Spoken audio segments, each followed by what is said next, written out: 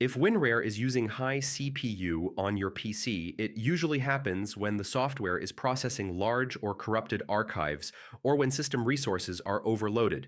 First, check if WinRAR is working on a large file because compression or extraction of big archives naturally increases CPU usage. Open Task Manager and see if other programs are also consuming high CPU, then close unnecessary apps to free system resources.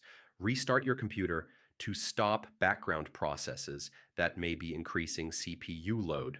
Run WinRAR as administrator to ensure stable performance during file operations. Check if the archive file is corrupted because damaged files can force WinRAR into continuous processing loops. Move the file to a simple location like desktop and try again to reduce path-related delays.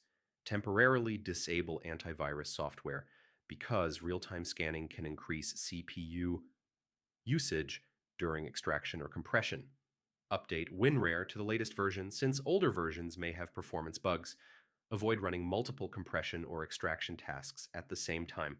If the issue continues, reinstall WinRAR to fix any corrupted program files causing abnormal CPU usage.